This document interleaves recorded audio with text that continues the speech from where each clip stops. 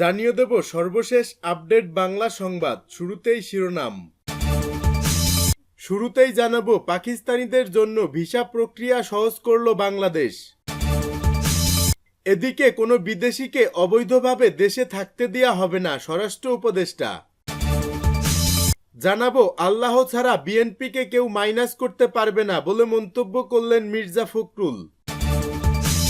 থাকছে ভারত কূটনৈতিকভাবে দেউলিয়া হয়ে গেছে বলে মন্তব্য করলেন দুলু। এবং সর্বশেষ জানাবো ভারত ও আওয়ামী লীগের রাজনীতি নিয়ে সোহেল তাজের বিস্ফোরক মন্তব্য। প্রিয় দর্শক, পুরো রিপোর্টটি উপস্থাপন করছি, ভিডিওটি না টেনে দেখতে থাকুন। এতক্ষণ শুনছিলেন সংবাদ শিরোনাম, এখন থাকছে বিস্তারিত। পাকিস্তানিদের জন্য ভিসা প্রক্রিয়া সহজ করল বাংলাদেশ।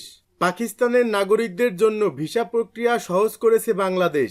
গত সোমবার দেশটির নাগরিক ও বংশোদ্ভূতদের জন্য 2019 সালে জারি করা ভিসা সহজীকরণ স্মারকপত্রটি বাতিল করে স্বরাষ্ট্র মন্ত্রণালয়। এর ফলে এখন থেকে দেশটির নাগরিকদের বাংলাদেশ ভ্রমণে স্বরাষ্ট্র মন্ত্রণালয়ের অনাপত্তিপত্র লাগবে না। পাশাপাশি দূতাবাস সরাসরি ভিসার বিষয়ে সিদ্ধান্ত নিতে পারবে। স্বরাষ্ট্র মন্ত্রণালয়ের বিজ্ঞপ্তিতে বলা হয়, উপযুক্ত বিষয়ের পরিপ্রেক্ষিতে পাকিস্তানি নাগরিক অথবা পাকিস্তানি বংশোদ্ভূতদের যে কোনো দেশের নাগরিকদের ভিসা সহজীকরণের লক্ষ্যে সুরক্ষা সেবা বিভাগ কর্তৃক 2009 সালের 21 ফেব্রুয়ারি জারিকৃত স্মারকপত্রটি নির্দেশক্রমে বাতিল করা হলো। এতে আরও বলা হয়, এর ফলে বর্ণিত নাগরিকগণের ভিসার আবেদন বিদেশে বাংলাদেশ দূতাবাস বা মিশন সরাসরি নিষ্পত্তি করতে পারবে। কোনো বিদেশিকে অবৈধভাবে দেশে থাকতে দেওয়া হবে না, স্বরাষ্ট্র উপদেষ্টা। দেশে অবস্থানরত অবৈধ বিদেশিদের তালিকা করা হচ্ছে, সেই তালিকা ধরে ব্যবস্থা নেওয়া হবে। অবৈধভাবে কোনো বিদেশিকে বাংলাদেশে থাকতে দেওয়া হবে না বলে মন্তব্য করেছেন স্বরাষ্ট্র উপদেষ্টা অবসরপ্রাপ্ত লেফটেন্যান্ট জেনারেল জাহাঙ্গীর আলম চৌধুরী। সচিবালয়ে বড়দিন ও 31st নাইটের আইন শৃঙ্খলা সংক্রান্ত বৈঠক শেষে একথা বলেন তিনি। তিনি বলেন, সীমান্তে বড় ধরনের কোনো ঘটনা ঘটেনি, পুরো সীমান্ত সতর্কতা জারি রয়েছে। অবৈধ অনুপ্রবেশ কোনোভাবেই বরদাস্ত করা হবে না। এ সময় মিডিয়ায় সত্য খবর প্রচারের মাধ্যমে অপপ্রচারের জবাব দিতে হবে বলেও মন্তব্য করেন তিনি। তিনি আরও বলেন, বড়দিন ও 31st নাইটের নিরাপত্তা নিয়ে কঠোর আছে। অ্যালকোহল পানের ক্ষতিকারক দিক তুলে ধরে মিডিয়াকে সচেতনতা চালাতে হবে। এ সময় 31st নাইটে সকল বার বন্ধ এবং ফানুস ও আতশবাজি নিষিদ্ধ থাকবে বলেও জানান তিনি। আল্লাহ ছাড়া বিএনপিকে কেউ মাইনাস করতে পারবে না, মির্জা ফখরুল। আইনি প্রক্রিয়া শেষ করেই দেশে ফিরবেন তারেক রহমান। লন্ডনে সাংবাদিকদের সাথে মত বিনিময়ে এসব কথা জানিয়েছেন বিএনপি মহাসচিব মির্জা ফখরুল ইসলাম আলমগীর। আল্লাহ ছাড়া কেউ বিএনপিকে মাইনাস করতে পারবে না বলেও মন্তব্য করেন তিনি। সাংবাদিকদের তিনি আরও বলেন, তারেক রহমানের এখনও কিছু আইনি জটিলতা আছে, তাই দেশে যেতে একটু সময় লাগবে। তারেক রহমান আবারও দেশে ফিরে রাজনীতিতে নেতৃত্ব দিবেন বলে নিশ্চিত করলেও সেটা কতদিনের মধ্যে হতে পারে এ বিষয়ে তেমন কোনো ধারণা দেননি মহাসচিব। নির্বাচন ইস্যুতে তিনি বলেন, অন্তর্বর্তীকালীন সরকার যখন মনে করবে সংস্কার হয়েছে তখন নির্বাচন দেবে।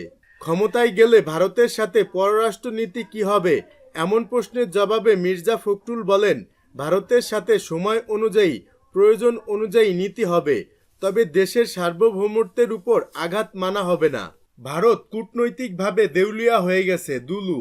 ভারত কূটনৈতিকভাবে দেউলিয়া হয়ে গেছে বলে মন্তব্য করেছেন বিএনপির নির্বাহী কমিটির সদস্য রুহুল কুদ্দুস তালুকদার দুলু। তিনি বলেন, নেপাল, শ্রীলঙ্কা, ভুটান, মালদ্বীপের কাছে বন্ধুহীন হয়ে গেছে ভারত। বাংলাদেশের জনগণও ভারতের সাথে নেই, কারণ ভারত শেখ হাসিনা ছাড়া অন্য কিছু চেনে না। এ সময় দুলু বলেন, ভারতের কারণে শেখ হাসিনা আস্ফালন ও ষড়যন্ত্র চক্রান্ত করছে। বাংলাদেশের মধ্যে যে বিভেদ, মুসলমান হিন্দুদের মাঝে যে বিভাজন সৃষ্টি করার চেষ্টা করা হচ্ছে তা রুখে দিতে সবাইকে ঐক্যবদ্ধ থাকার আহ্বান জানান তিনি। দুলু আরও বলেন, জুলাই আগস্টের বিপ্লব ছিল বাংলাদেশের গণমানুষের বিপ্লব। এই বিপ্লবে শেখ হাসিনার পতনে ভারত সরকার ও উগ্র হিন্দুরা মর্মাহত হয়ে বাংলাদেশের মানুষের বিরুদ্ধে মিথ্যা প্রোপাগান্ডা ছড়িয়ে হিন্দু, মুসলিম, খ্রিস্টান সহ সকল ধর্মের মানুষের সুসম্পর্ক নষ্ট করার পায়তারা করছে। তাদের এই চক্রান্ত বাংলাদেশের জনগণ ঐক্যবদ্ধভাবেই প্রতিহত করবে বলেও জানান তিনি। ভারত ও আওয়ামী লীগের রাজনীতি নিয়ে সোহেল তাজের বিস্ফোরক মন্তব্য। ভারতের সঙ্গে বাংলাদেশের সম্পর্কের অবনতিতে সাবেক প্রধানমন্ত্রী শেখ হাসিনার ইন্ধন রয়েছে বলে মন্তব্য করেছেন সাবেক স্বরাষ্ট্র প্রতিমন্ত্রী তানজিম আহমদ সোহেল তাজ। স্বাধীনতা রক্ষার জন্য প্রয়োজনে ভারতের বিরুদ্ধেও যুদ্ধ করবেন বলে জানিয়েছেন তিনি। সোহেল তাজ অভিযোগ করেন, শেখ হাসিনাকে ভারত 15 বছর ধরে বাংলাদেশে নিযুক্ত করে রেখেছিল, তাই উৎখাতের পর তিনি সেখানেই চলে গেছেন। আর তাকে উৎখাত মানেই ভারতকে বিতাড়ন করা। একটি জাতীয় দৈনিককে একান্ত সাক্ষাৎকার দিয়েছেন আওয়ামী লীগের সাবেক এমপি ও দলের সম্পাদক সোহেল তাজ।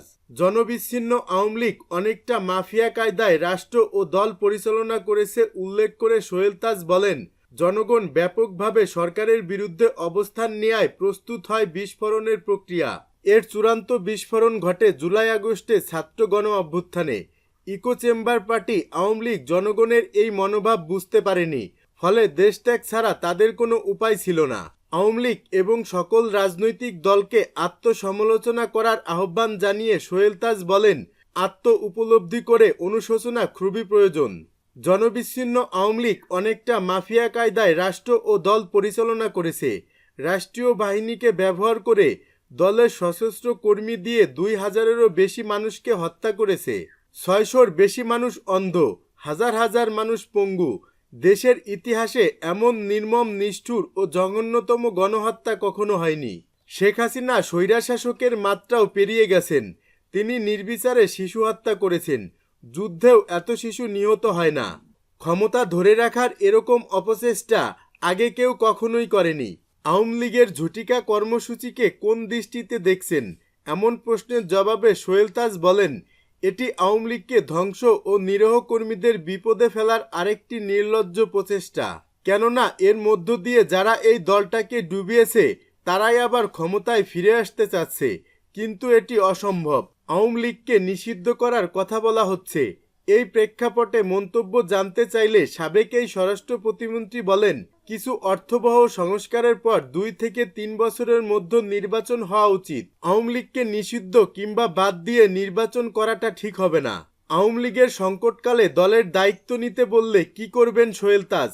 এই প্রশ্নের উত্তরে তার সাফ কথা, বর্তমান প্রেক্ষাপটে আওয়ামী লীগের নেতাকর্মীরা যখন আত্ম উপলব্ধি, আত্মসমালোচনা, অনুশোচনা ও জনগণের কাছে ক্ষমা চাইবে, অপরাধীদের বিচারের আওতায় এনে শাস্তি দেওয়া হবে, তখন তিনি বিষয়টি বিবেচনায় নিতে পারেন, তার আগে নয়। অন্তর্বর্তী সরকারের কাছে প্রত্যাশা প্রসঙ্গে সোহেল তাজ বলেন, বৈষম্য বিরোধী ছাত্র আন্দোলন যেসব ইস্যুর কথা বলেছে তার সবটাই তিনিও চান। যেখানে গণতন্ত্র প্রতিষ্ঠিত হবে, বৈষম্য থাকবে না, অন্যায়, অনিয়ম ও দুর্নীতি দূর হবে, ন্যায় বিচার প্রতিষ্ঠা ও মৌলিক অধিকার নিশ্চিত করা হবে। এসব করতে হলে পর্যাপ্ত সংস্কারের প্রয়োজন। নিশ্চয়ই তা করবে অন্তর্বর্তী সরকার।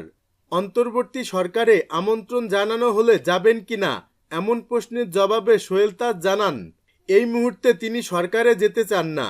স্বাস্থ্য সচেতনতা নিয়ে কাজ করছেন, এটি নিয়েই থাকতে চান।